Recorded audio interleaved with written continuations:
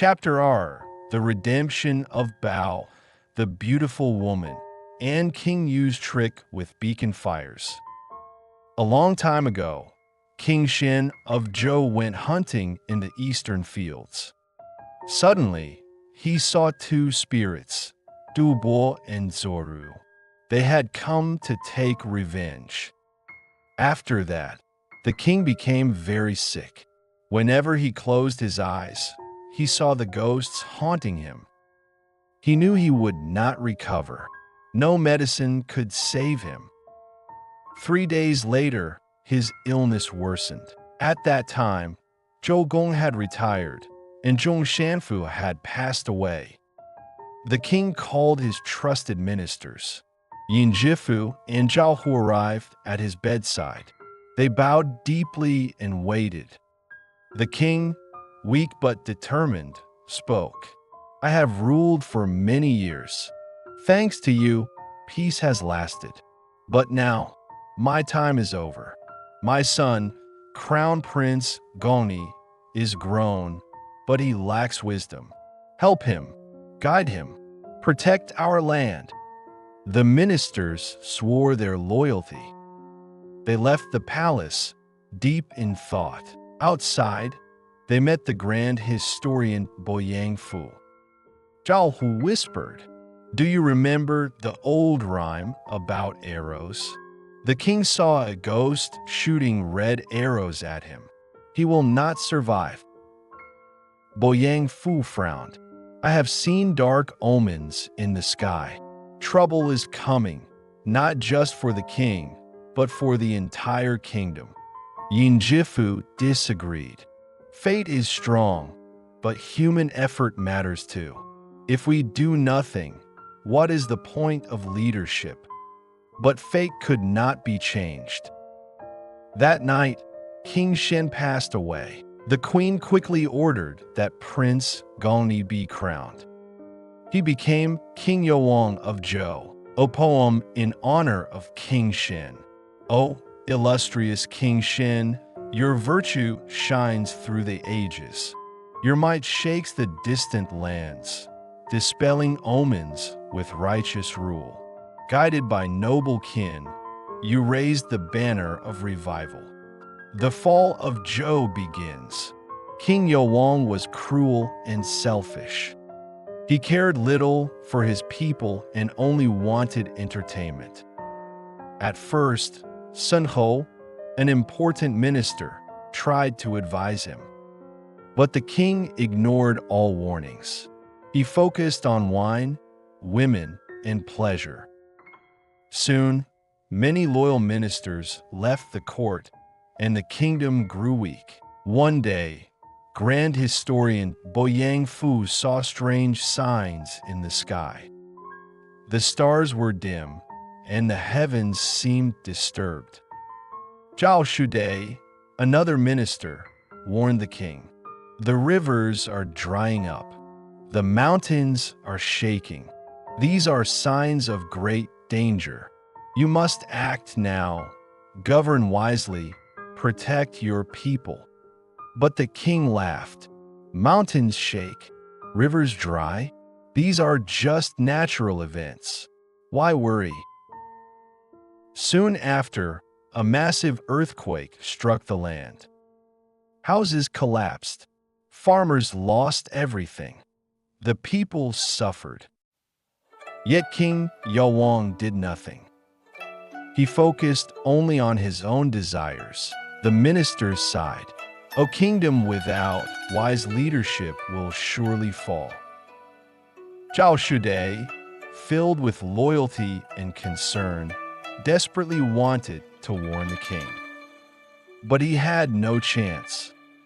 Days passed. The governor of Qi Mountain reported another disaster. The 3 rivers have dried up. Qi Mountain has collapsed, crushing countless homes. Yet King Yuanfang showed no fear. Instead, he ordered his men to search for beautiful women to fill his palace. Zhao Shudai was horrified. He presented a formal plea. The mountains have fallen, the rivers are dry. These are signs of great danger. A wise ruler must act now, govern well, protect the people, seek talented advisors. Yet, instead of seeking wisdom, you seek beauty. Guo Shifu, a flattering minister, immediately objected. The capital has stood for thousands of years. What does Qi Mountain matter? Zhao Shude has long shown disrespect to the throne. He simply wishes to criticize you, my lord. King Yuanfang nodded. Guo Shifu speaks wisely. He stripped Zhao Shude of his title and exiled him to the countryside. Zhao Shude sighed. A wise man does not stay in a fallen kingdom. I cannot bear to watch the Western Zhou collapse. With that, he left for Qin State, where his descendants, Zhao Sui and Zhao Dun, would later rise to power. Later, Xiao's family joined with the Han clan and divided Jin into 3 separate states. A poem for Zhao Shude. The loyal minister flees the north, while the world slowly shifts east. In troubled times, the wise retreat. Without virtue, a kingdom is lost. The betrayal of Balshan. Meanwhile, Balshan, a nobleman from Bal City, heard that Zhao Shude had been exiled. He hurried to the court, pleading, "Your Majesty, you ignore the signs of disaster and dismiss loyal ministers. If this continues, the kingdom will be empty and the nation will fall." King Yuanfang was furious. He ordered Balshan to be imprisoned. From that moment on, no minister dared to speak out. The court fell silent. The arrival of Balsu. In another part of the land, a wandering man carried a mysterious baby girl as he fled to Bal City. He wanted to raise her, but he had no food or milk. By chance, an elderly couple who had lost their daughter saw the baby. They offered fabric and supplies in exchange for raising the child. Years passed. The girl was named Bao Su. At 14, she had grown into a stunning young woman, tall and graceful, appearing older than her age. Her eyes shone brightly, her eyebrows were delicate, and her lips were red like flowers. Her hair flowed like clouds, and her skin was pale like jade. She was a beauty beyond compare. Yet, because her family lived in the mountains and she was still young, no one had asked for her hand in marriage.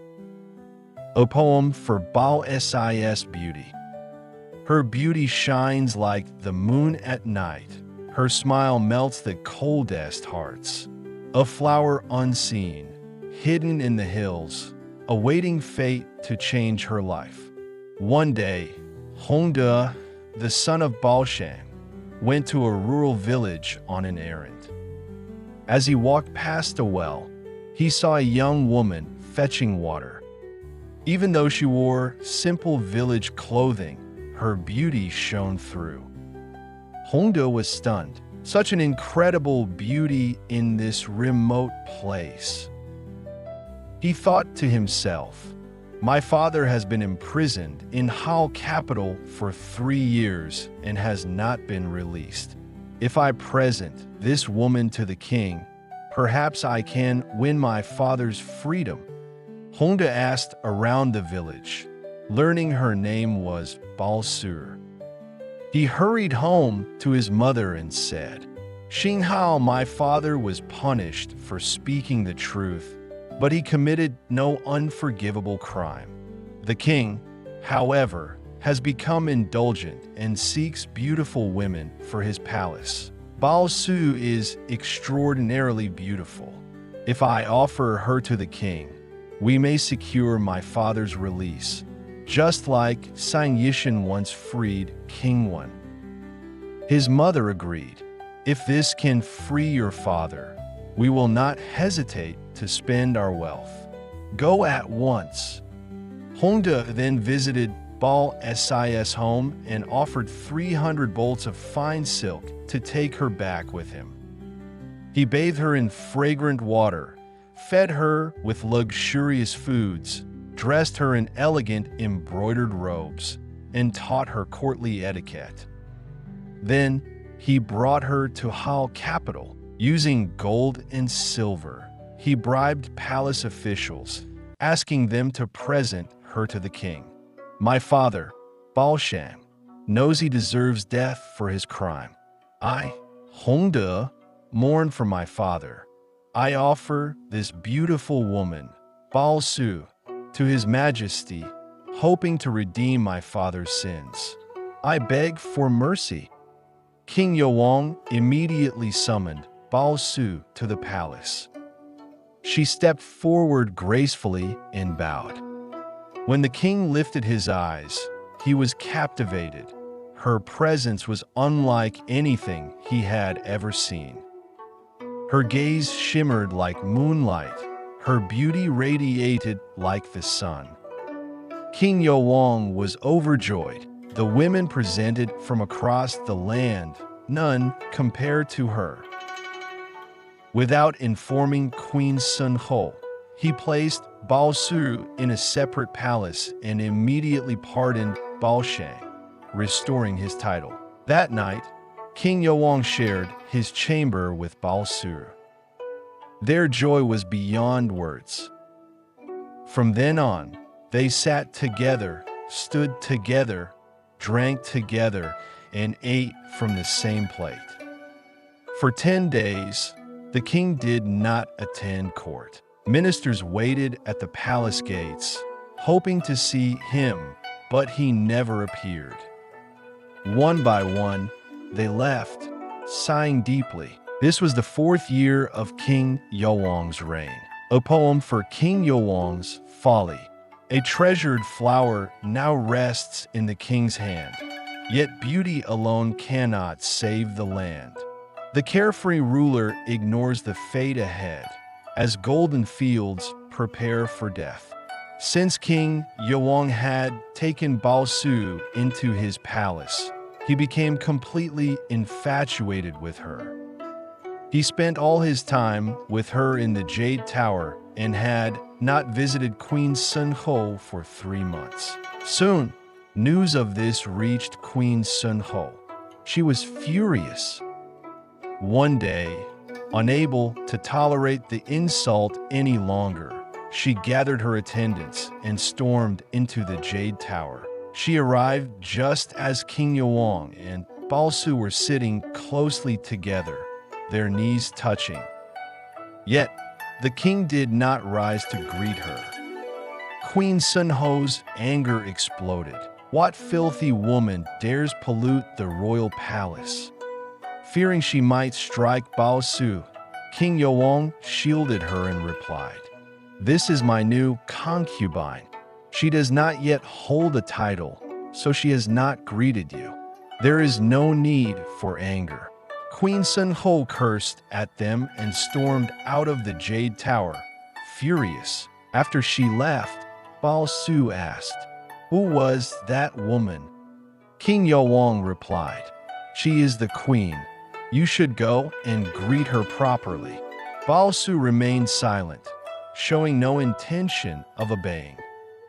The next day, she still refused to visit the queen's palace. Prince Yi Zhu's anger and his mother's sorrow. Meanwhile, Queen Sun Ho was filled with grief and frustration inside her palace. Her son, Prince Yi Zhu, knelt beside her and asked, "Mother, you are the rightful ruler of the harem. Why are you so unhappy?" Queen Sun Ho sighed. "Your father is obsessed with Bao Su. He no longer cares about the difference between a queen and a concubine. If she gains power, we will lose our place entirely. She then tearfully recounted how Bao Su refused to greet her and had not risen when she arrived. Prince Yizhou clenched his fists. This is not difficult to resolve. Tomorrow is the first day of the month, and my father will attend court. Mother, send palace maids to the Jade Tower to pick flowers. That woman will surely come outside. Once she does, I will beat her to teach her a lesson. If father gets angry, I will take the blame. You will remain innocent. Queen Sun Ho hesitated. My son, do not act rashly. We must plan carefully. Prince Yizhou, full of resentment, left the palace. The prince's attack on Bao Su. The next morning, King Yuanfang attended court as expected. The officials greeted him with formal ceremonies, marking the new month. Meanwhile, Prince Yizhou sent dozens of palace maids to the Jade Tower. They forcefully picked flowers, ignoring the rules. Suddenly, a group of Bao Sis attendants rushed out, scolding them. These flowers were planted by the king for Lady Bao Su. Do not destroy them, or you will be punished. The prince's maids shouted back, We serve the queen. We are gathering flowers for her palace. Who dares to stop us? The argument grew louder, attracting Bao Sis' attention. She stepped outside, angered by the disturbance. She was about to speak when suddenly Prince Yizhou appeared. She had no time to react before he grabbed her hair and shouted angrily, Wretched woman, who are you? You hold no rank, yet you dare call yourself a lady? You think you are above all others. Today, I will make you understand your place. He struck her. Before he could hit her again, Bao Sis attendants fell to their knees, begging, Your Highness, please forgive her. We must consider the king's honor. Fearing he might accidentally kill her, Prince Yizhou stopped. Bao Su, humiliated and in pain, retreated into the Jade Tower, tears streaming down her face. She understood. This was the prince taking revenge for his mother. King Yuanfang's punishment. Later that day, King Yuanfang finished court and returned to the Jade Tower. He found Bao Sis' hair disheveled, her face streaked with tears. My beloved, why have you not dressed today? Bao Su clung to the king's robe, sobbing, while the prince sent palace attendants to pick flowers. I did nothing wrong, yet when he saw me, he immediately beat and cursed me. If my maids had not intervened, I might have died. Please, Your Majesty, protect me. King Yuanfang understood the situation. This happened because you did not greet his mother. This was Queen Sun Ho's plan, not the prince's fault. But Bao Su shook her head. Prince wanted revenge for his mother. He will not stop until I am dead. I do not care for my own life, but I am pregnant. I have carried your child for 2 months. If I die, I will take your son with me. Please, send me away from the palace. Protect us both. King Yuanfang was shaken. My love, do not worry. I will take care of this.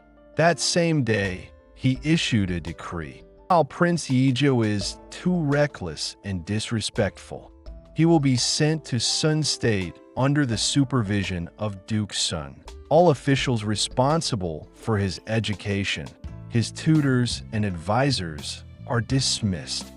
Prince Yizhou tried to enter the palace to plead his case, but King Yuanfang ordered the gates to remain closed. With no other choice, the prince left for Sun State. Meanwhile, Queen Sun Ho, unable to see her son, asked palace servants what had happened. Only then did she learn that he had been exiled. She was devastated. "I have lost everything, my son, my place in the palace. I am alone." She spent her days mourning, longing for her son. The birth of Bofu and the plot to replace Prince Yi Zhou. After 10 months, Bao Su gave birth to a son. King Yuanfang cherished him like a rare treasure and named him Bofu. Soon, the king began to consider replacing Prince Yi Zhou with Bofu as his heir. However, there was no justified reason to do so, making it difficult for him to bring up the matter. A secret alliance. Guo Shifu, sensing the king's thoughts, secretly conspired with Yin Xiu and contacted Bao Su in private. While the prince has already been exiled, Bofu should be named the heir. Inside the palace, you can persuade the king. Outside, we will support your efforts. If we work together, success is certain. Bao Su was delighted. "I trust you both completely. If Bofu becomes crown prince, I will ensure the kingdom belongs to the three of us." From that moment on, Bao Su secretly sent her spies to monitor Queen Shi Huang closely. Every move, every word, every subtle change within the palace, she knew everything. Queen Shi Huang's secret letter to her son. Left alone and sorrowful, Queen Shi Huang spent her days in tears.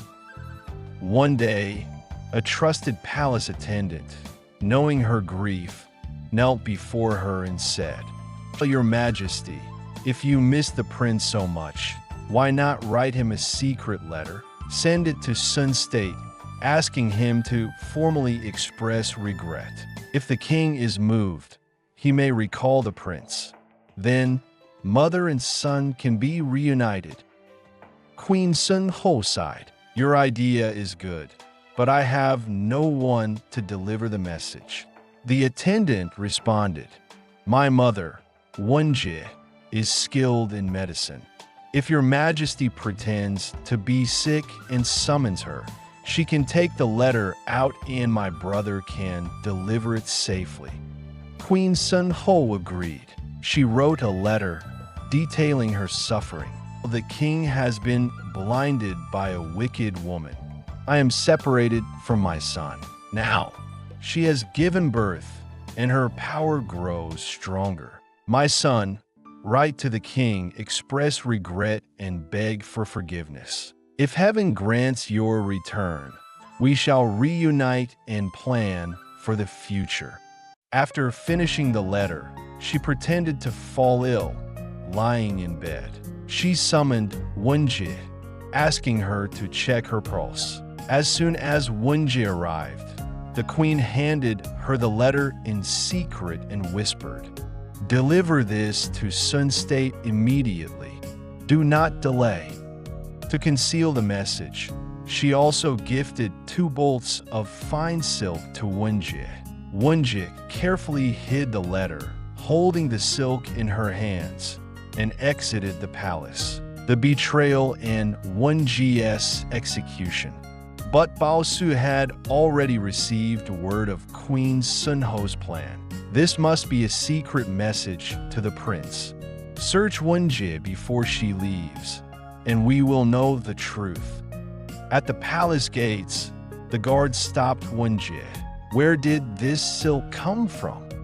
"It is a gift from Queen Shi Huang. After my medical service," she answered. One guard asked, "Are you carrying anything else?" "No," she said. Just as she was about to be released, another guard said, "If we do not search her, how can we be sure?" They grabbed Wenjie's arm, pulling her back. She tried to resist, looking nervous. This raised suspicion, and they insisted on searching her. As they tore her clothing, the letter was revealed. Immediately, She was arrested and brought before Bao Su. Bao Su read the letter and was furious. Lock Wenjie in an empty chamber. No one must hear of this.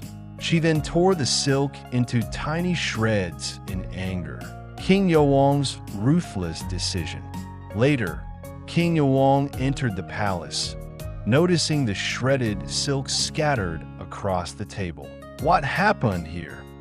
With tears in her eyes, Bao Su replied, I have suffered greatly since entering the palace. Though I have done nothing wrong, the queen resents me. Now, after bearing your child, she hates me even more. She sent a secret letter to the prince. At the end, she wrote, we shall plan for the future. Surely, she intends to kill me and our son.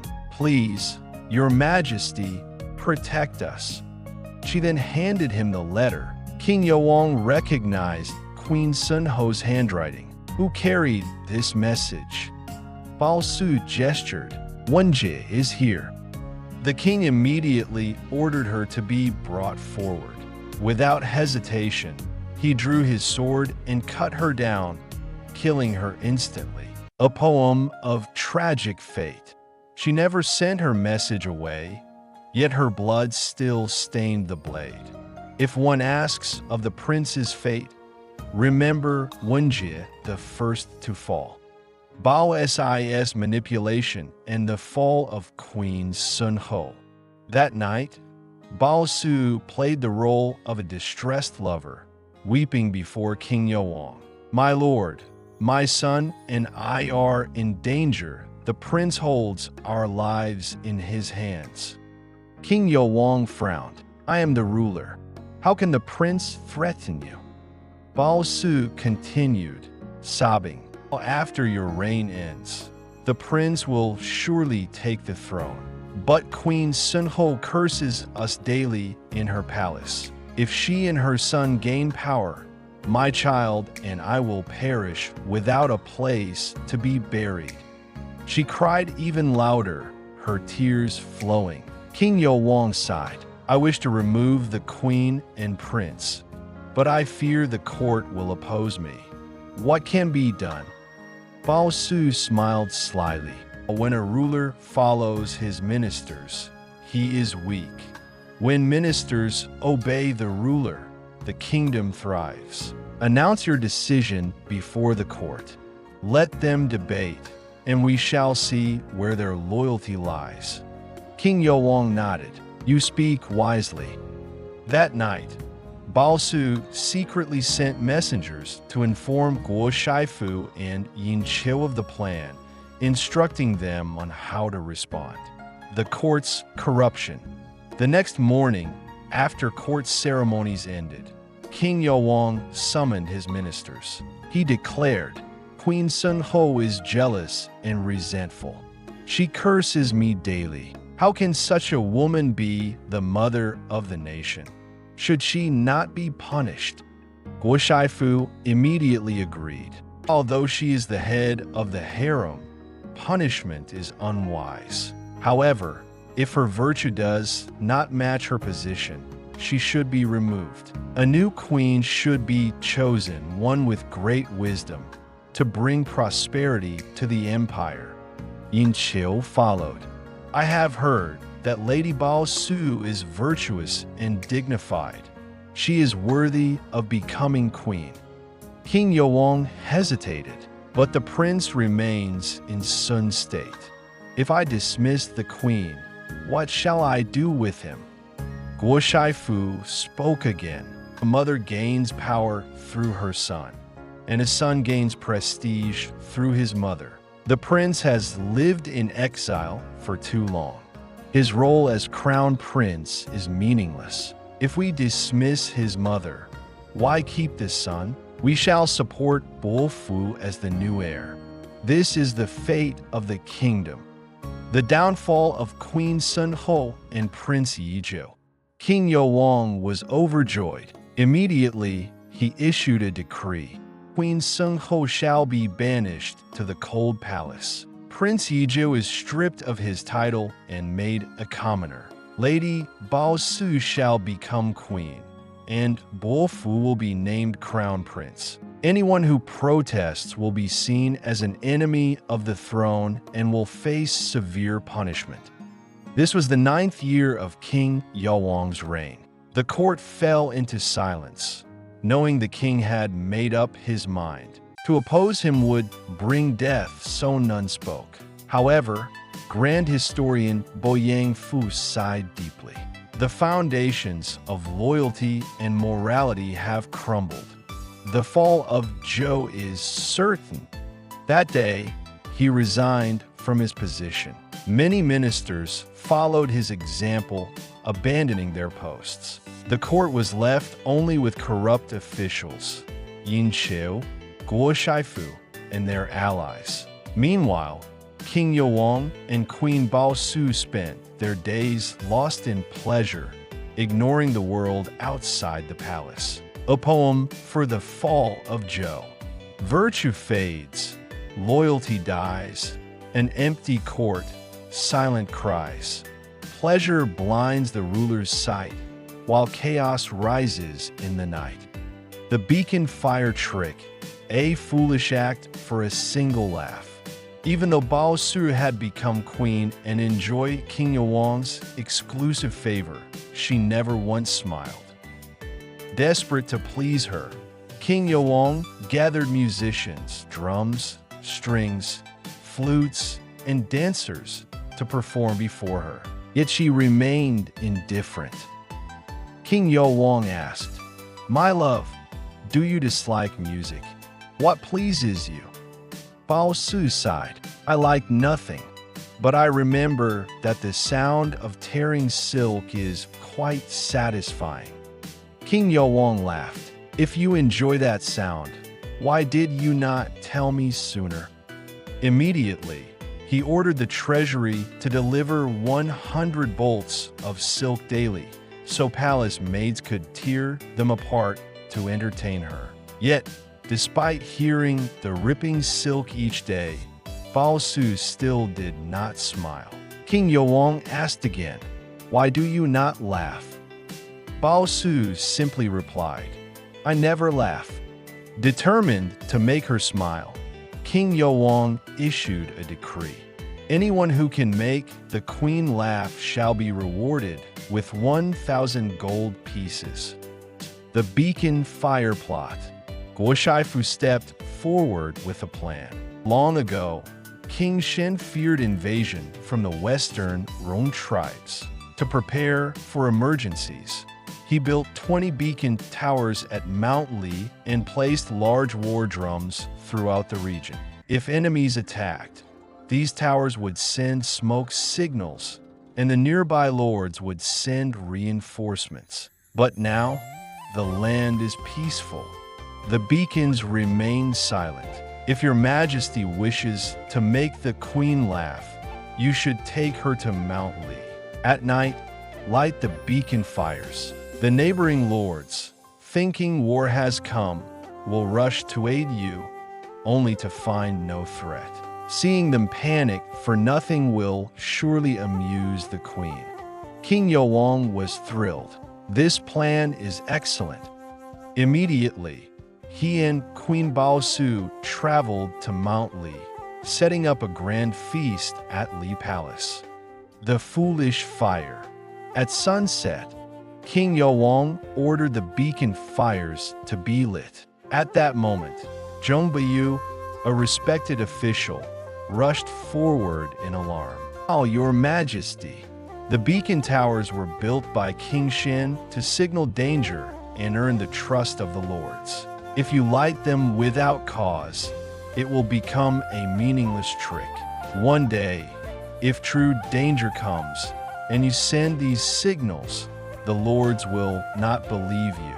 How will we summon aid then? But King Yuanfang was annoyed. The land is at peace. There is no need for war. Tonight, I am enjoying Mount Li with my queen. We merely wish to play with the lords. If danger ever arises, that is not your concern. He refused to listen to Zhong Boyu's warning. The beacon fires blazed. The war drums roared like thunder. The lords saw the flames and believed Hao capital was under attack. One by one, they assembled their troops, rushing to Mount Li throughout the night. Upon arrival, they heard music, laughter, and the sounds of feasting, not war. King Yuanfang greeted them with wine and said, "There is no enemy. You have traveled for nothing. Enjoy yourselves, then return home." The lords looked at each other in frustration, but they had no choice but to lower their banners and leave. Above them, Bao Su stood on the balcony, watching the chaos. Seeing the lords running back and forth for no reason, she finally laughed, clapping her hands in delight. King Yuanfang was overjoyed. "My love, when you smile, you bring 1,000 charms." This was all thanks to Guo Shifu. He immediately rewarded him with 1,000 gold pieces. Thus, the phrase 1,000 gold for a single laugh became a proverb passed down for generations. A poem for the foolish fire. On a peaceful night, the palace filled with song, yet beacon fires burned bright and strong. Countless lords rushed through the dark, only to amuse a queen's cruel heart. Sun Ho's warning and King Yuanfang's wrath. When Duke Shen Ho learned that King Yuanfang had deposed Queen Sun Ho and crowned Bao Su, he sent a formal petition to the court. Long ago, King Jie of Shao lost his kingdom because of his love for Meishi. King Zhou of Sang fell because of his obsession with Daji. Now, Your Majesty has abandoned the rightful queen and favored a concubine, breaking the bond between husband and wife, father and son. The disasters of Xia and Sang are happening again today. If Your Majesty does not revoke this reckless decree, our nation will soon be destroyed. King Yuanfang furiously slammed the table. How dare this traitor speak such nonsense? Guo Shifu stepped forward. Xin Hao Sun Ho has long resented the exile of Prince Yizhou. Now that both the queen and prince have been deposed, he aims to rebel. That is why he dares to criticize you openly. King Yuanfang frowned. Then what shall we do with him? Guo Shifu replied. Sun Ho was elevated only because of the queen. Now that the queen and prince have fallen, Sun Ho should also be stripped of his title. Additionally, we should prepare an army to remove him completely, ensuring no future rebellion. King Yuanfang approved the plan. He issued an order revoking Duke Shen Ho's title and restoring him to the rank of Bo. He also commanded General You Fu to assemble troops and march against Sun State. Would Duke Shen Ho resist, or would he fall? The battle was about to begin.